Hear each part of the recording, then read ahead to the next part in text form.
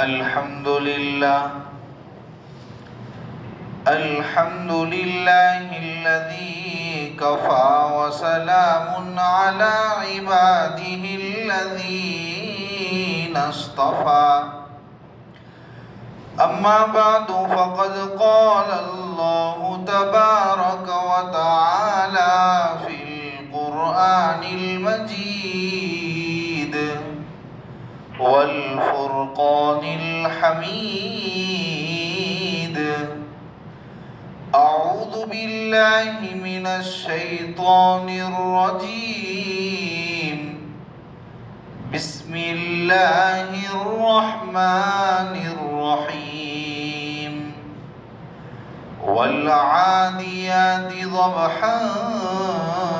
فالموريات قدحا فالمغيرات صبحا فأثرن به نقعا فوسطن به جمعا إن الإنسان لربه لكنود صدق الله العظیم۔ بزرگان محترم، میرے نوجوان ساتھیوں، آج آپ حضرات کے سامنے سورہ عادیات کی تفسیر پیش کی جائے گی۔ اللہ تبارک و تعالیٰ نے سورہ عادیات میں گھوڑوں کی قسم کھائی ہے، اور گھوڑوں کی قسم کھانے کے بعد گھوڑے کے احوال اور ان کی صفات کو بیان کرنے کے بعد ایک مضمون بیان کیا ہے، ان الانسان لربہ لکنود، کہ انسان اپنے رب کا بڑا ناشکرا ہے۔ آپ یہ سمجھیں گے، اس سے پہلے آپ آیت کریمہ اور ترجمہ سن لیں تاکہ آگے ہمارے لیے سمجھنا تھوڑا سہل ہو جائے، آسان ہو جائے۔ اللہ تبارک و تعالیٰ قرآن کریم میں فرماتا ہے وَالْعَادِيَاتِ ضَبْحًا، قسم ہے ان گھوڑوں کی جو ہانک ہانک کر دوڑتے ہیں، ہانف ہانف کر دوڑتے ہیں۔ فَالْمُورِيَاتِ قَدْحًا فَالْمُغِيرَاتِ صُبْحًا، پھر وہ گھوڑے اپنے ٹاپو سے چنگاریاں اڑاتے ہیں اور صبح کے وقت یلغار کرتے ہیں، حملہ کرتے ہیں۔ فَأَثَرْنَ بِهِ نَقْعًا، اور وہ غبار اڑاتے ہیں۔ فَوَسَطْنَ بِهِ جَمْعًا، پھر اسی وقت دشمنوں کے لشکر میں سے کسی جھمگٹے میں بیچوں بیچ جا گھستے ہیں۔ آگے اللہ فرماتے ہیں ان الانسان لربہ لکنود، یقیناً انسان اپنے رب کا بڑا ناشکرا ہے۔ آپ حضرات نے ترجمہ سنا، آپ نے یہ سمجھا ہوگا کہ بھئی ان آیتوں کے اندر زیادہ تر گھوڑے کے احوال بیان کیے گئے، پھر ایک مضمون بیان کیا گیا۔ پہلی بات یہ سمجھیے کہ گھوڑوں کی قسم کھائی گئی، اور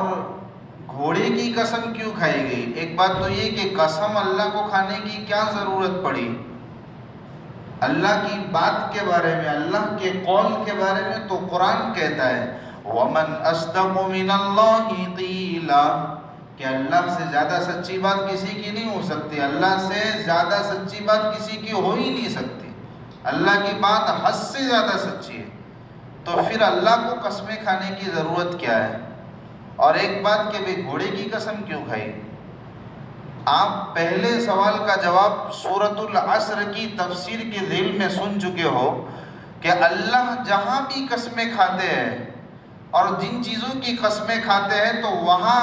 یہ بات ثابت کرنا مقصود نہیں ہوتی ہے کہ بھئی جس چیز کی قسم کھائی جا رہی ہے اس کے بارے میں کشمکش ہے، اور لوگوں کو اس بات کی سچائی کا یقین دلانے کے لیے اللہ کو قسم کھانی پڑتی ہو کہ بھئی یہ بات مانو، یہ بات سچی ہے، دیکھو میں قسم کھاتا ہوں۔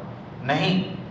اللہ کو اپنی بات کی صداقت کو ظاہر کرنے کے لیے قسم کھانے کی ضرورت نہیں ہے، اس لیے کہ اللہ کی بات کے بارے میں قرآن کا اٹل فیصلہ ہے کہ وَمَنْ أَصْدَقُ مِنَ اللَّهِ قِيلًا، اللہ کی بات سچی ہی ہے، تو پھر قسم کیوں کھاتے ہیں؟ جہاں قسمیں کھائی گئی ہے سورہ عصر میں، کہیں شہر مکہ کی قسم کھائی گئی، کہیں والتین کہہ کر انجیر کی قسم کھائی گئی، یہاں پر قسم کھائی گئی، تو قسم کھانے کی جو وجہ ہے وہ یہ ہے کہ اللہ تبارک و تعالی مابعد کے اندر جو بھی مضمون بیان کرنے جا رہے ہیں وہ اس قدر سچا ہے اور اس قدر اس کی صداقت یقینی ہے کہ آپ جس چیز کی قسم کھا رہے ہیں اس میں آپ غور کر لیجئے، اس کے احوال کو آپ دیکھ لیجئے، اور جس کے بارے میں قسم کھائی جا رہی ہے اس کے احوال میں غور کر لیجئے، تو آپ کو سمجھ میں آئے گا کہ اللہ کا بیان کردہ مضمون یہ واقعی سچا ہے، اس میں کوئی شبہ نہیں ہے۔ یہاں اللہ نے گھوڑوں کی قسم کھائی، تو ہم گھوڑوں کے احوال میں غور کریں گے۔ جو اللہ نے گھوڑوں کی صفات بیان کی گئی، گھوڑے کا جو جنگ میں استعمال ہوتا ہے اور گھوڑے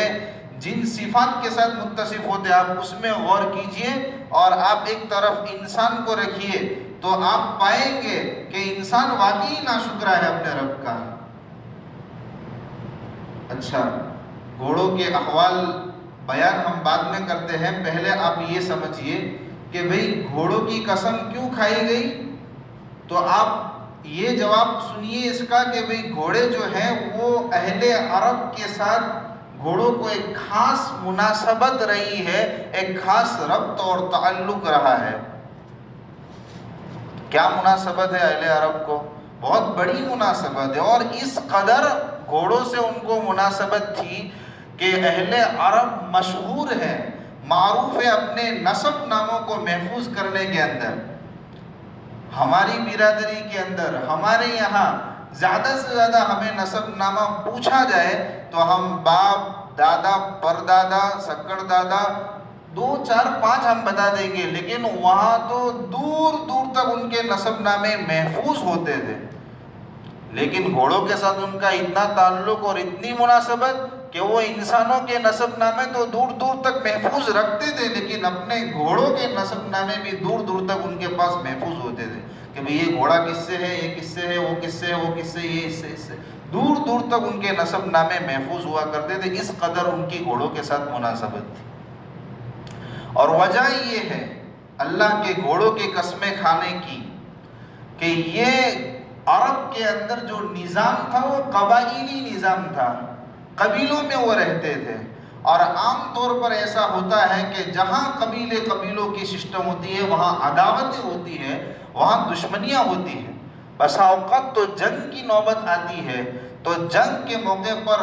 گھوڑا یہ ایک ایسا جانور ہے جس کو بہت ہی مفید طریقے پر استعمال کیا جا سکتا ہے، اس لیے گھوڑوں کی قسم کھا کر بیان فرمایا کہ بھئی گھوڑے کو دیکھیے، ان کے احوال کو دیکھیے، اور ایک طرف انسان کو دیکھیے۔ گھوڑا تو اپنے آقا کا، اپنے مالک کا کتنا وفادار ہوتا ہے، اور انسان کو دیکھو تو وہ اپنے رب کا اتنا ہی زیادہ ناشکرا ہے۔ ایک تو اللہ رب العزت نے انسان پر یہ سب سے بڑا احسان فرمایا ہے۔ اللہ نے یہ احسان بتایا کہ بھئی ہم نے گھوڑے کو آپ کے لیے مسخر کر دیا، آپ کے تابع کر دیا، آپ کا غلام بنا دیا، یہ ہمارا سب سے بڑا احسان ہے۔ اللہ نے جن جانوروں کو سواری کے لیے مسخر کیا ہے کہ بھئی انسان اس کے اوپر سوار ہوں گے، گھوڑے، گدھے، اونٹ، یہ ساری جو سواریاں ہیں، یہ جو جانور ہیں، اللہ نے ان کو سواری کے لیے مسخر فرمایا انسان کے لیے، انسان کا گویا غلام بنا دیا۔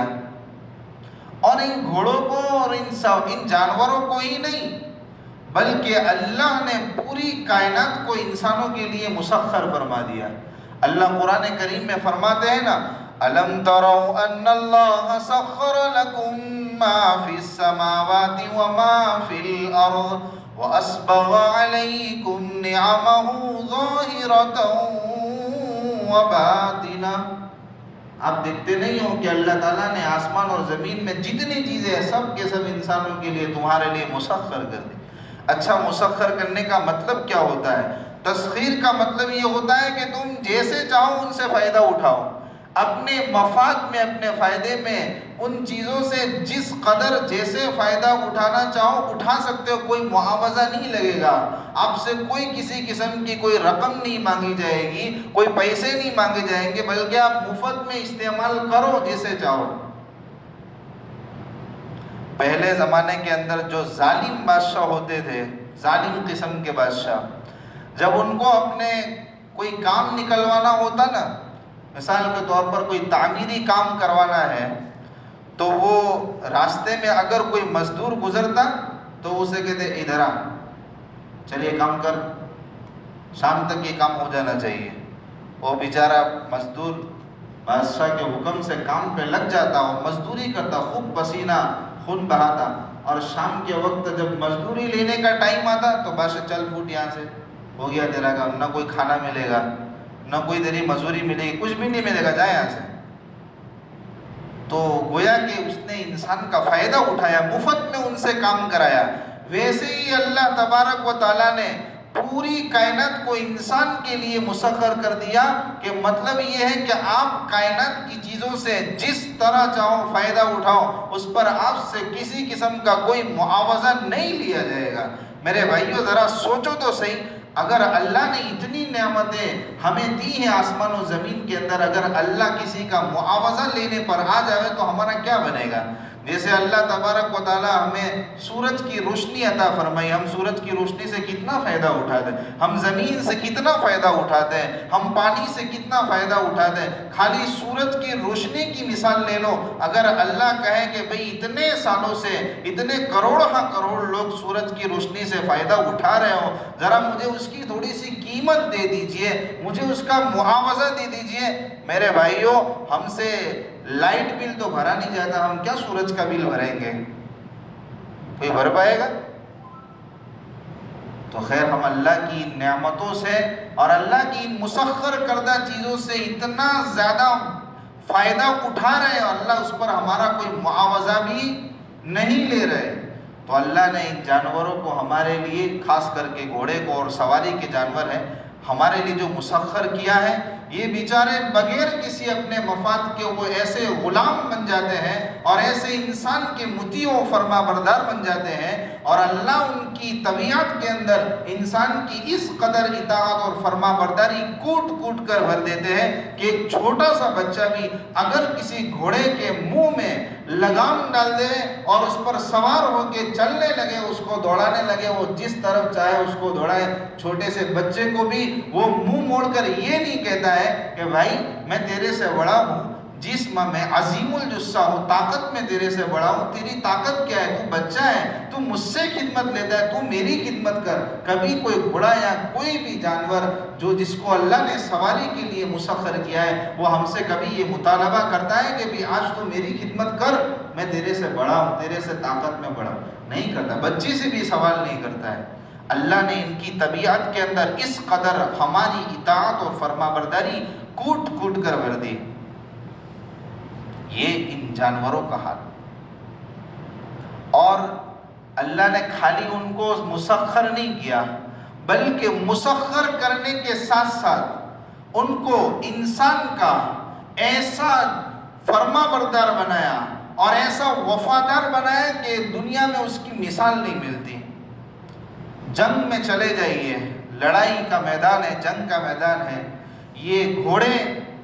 اس قدر وفاداری کا ثبوت دیتے ہیں کہ ہم اس کو اپنی زبان سے اپنے لفظوں میں بیان نہیں کر سکتے. وہ اپنی جان کو جوخم میں ڈال دیتے ہیں، کس کے لیے؟ اپنے آقا اور اپنے مالک کے لیے. سامنے دشمنوں کا لشکر ہے، ہتھیار سے لیس ہے، ان کے پاس ہر طرح کے تلوار اور نیزے موجود ہیں، لیکن وہ بلا کسی خوف و خطر کے دشمنوں کے بیچ میں اور ان کے جھنگٹ میں، ان کے جھنڈ کے اندر بیچوں بیچ اپنے مالک کو لے جا کر گھستا ہے اور اس کی حفاظت کا ذریعہ بنتا ہے. کیوں؟